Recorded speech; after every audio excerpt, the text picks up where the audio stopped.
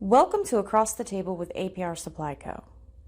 Today we're sitting down with Steve Howell, one of our technical service advisors, and Angel Rodriguez, one of the owners and developers of ProCharge products. How you doing? Good, man. How are you doing today? Oh, we're hanging in there.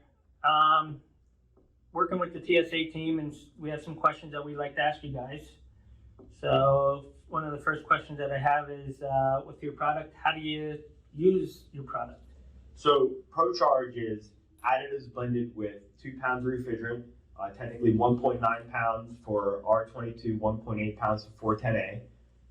Has a 1/4-inch tap, so you can hook it up right to your normal service gauges, or we have here our little adapter if you don't want to put the additives through your hoses. It's just like charging refrigerant. So your normal seasonal leak unit, you're going there every year putting 1 or 2 pounds of refrigerant. So you want to find the leak or repair the leak or find it with the UV dot.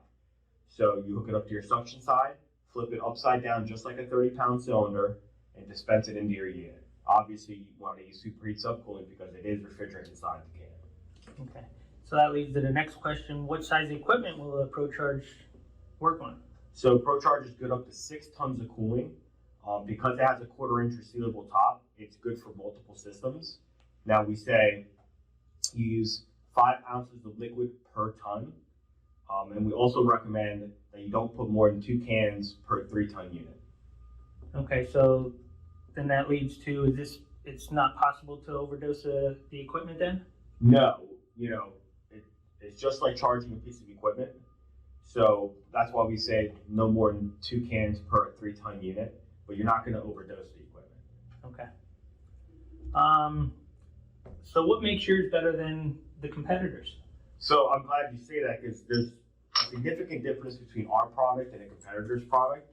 So our product does not react at all with air and moisture in the system. And what we did here is we took 2 test tubes. We put a competitor's product and our product, and we added water to the chemicals. And as you can see, the competitor's product, that's what everybody's afraid of. They're afraid of the coagulation of the chemicals or clogging up TXVs, orifices, filter dryers, things like that. And you can see with our product, it stays as an oil because it's hydrophobic. It doesn't react at all with the air or moisture. So even if your system has a little bit of air or moisture in it, which most pieces of equipment will have, you're not going to have to worry about chemical reaction. So yours stays liquefied. Yes. So if this does not react to air or moisture, what makes yours So seal up a leak? So the way our sealant works, it works off temperature and pressure, and they're designed for 300 micron leak. So at the source of the leak, you're going to have a drop in temperature and a drop in pressure, which is going to expand the molecules, and they build up on each other, and that's how you fix the leak. The competitor's product, they react with the air and moisture in the atmosphere, so they congeal when they see the leak, and that's how they repair it. So that's why we can confidently say that our product won't clog up TXV or orifices because it's designed and the molecules are so small that you don't have to worry about those problems. Alrighty. I think that's all the questions I have right now, Angels, and thank you. All right, Steve. Well, thanks for bringing this in.